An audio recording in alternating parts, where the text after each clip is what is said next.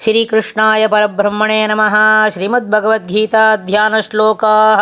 नमोऽस्तु ते व्यासविशालबुद्धे पुल्लारविन्दायतपत्रनेत्र येन त्वया भारततैलपूर्णः प्रज्वालितो ज्ञानमयः प्रदीपः प्रपन्नपारिजाताय स्तोत्रवेत्रैकपाणये ज्ञानमुद्राय कृष्णाय गीतामृतदुहे नमः।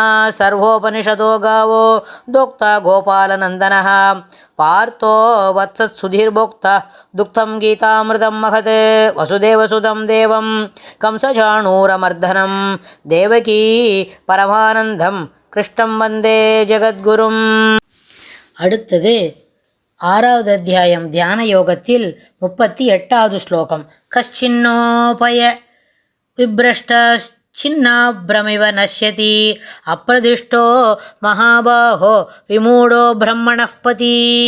கஷ்சின்னோபய விப்ரஷ்டச்சின்னாப்ரமிவ நஷ்யதி அப்ரதிஷ்டோ மகாபாஹோ விமூடோ பிரம்மணः பதி.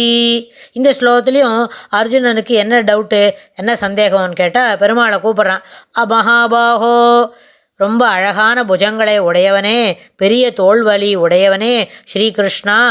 பிரம்மணஹா, பிரம்மத்தை சாரும், பதிஹி வழியில், விமூடஹா, விமூடகான்னா மயங்கியவன், அப்பிரதிஷ்டஹா நிலை பெறாமல், உபய பிரவிஷ்டஹா உபய விப்ரஷ்டா இரண்டு மார்க்கத்தையும் இழந்து, சின்னாப்ரமிவ சிதறுண்ட மேகம்போல், நஷ்யதி கச்சித்து அழிந்து விடானோ அப்படின்னு. அதாவது போன ஸ்லோகத்தில் அர்ஜுனனுக்கு என்ன டவுட் வந்தது, பாதியில் விட்டுடுவானா, நழுவிய மனம் இருக்குமா, பாதியில் முயற்சி கட்டுப்படுமா அப்படின்னு கேட்டாச்சு.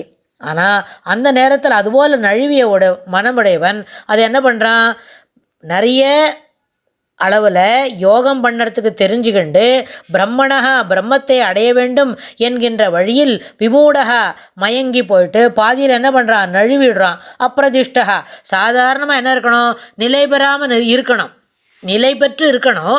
ஆனால் நிலை பெறாமல் என்ன பண்ணிவிடுறான், அதுலேருந்து நழுவி விடுகிறான். அந்த மார்க்கத்திலிருந்து இறைவனை காண வேண்டும், பிரம்மத்தை யோகத்தின் மூலமாகவே அடைய வேண்டும்.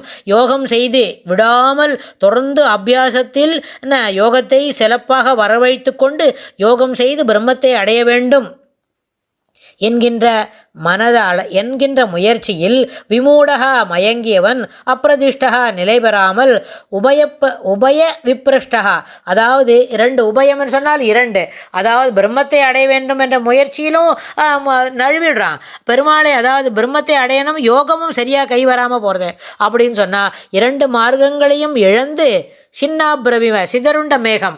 ஏன்னா வேகமாக காத்தடிச்சா நீருண்ட மேகம் கூட என்ன பண்ணும், சிதறிவிடும். அதுபோல் இருக்குச்சே சிதறுண்ட மனம் என்ன பண்ணும், அவனுடைய முயற்சி அழிந்து விடாதோ, அவனுடைய நஷ்யதி கஷ்டித்து ஒரு நேரத்தில் கூட அவனுக்கு அது கிடைக்காது போடுமே, என்ன ஆகும், அவன் இப்படி பாதியில் நழுவி விழுந்துட்டானான்னு ரெண்டு வழியிலும் போக முடியாது போயிடுத்துன்னா அவன் எப்படி மேலுக்கு வருவான், அவனுக்கு என்ன நடக்கும், இதெல்லாம் இதையும் சொல்லுங்கோ அப்படின்னு. முதல் ரோகத்தில் நழுவிட்ட மனம் என்ன செய்யும்னு கேட்குறான்.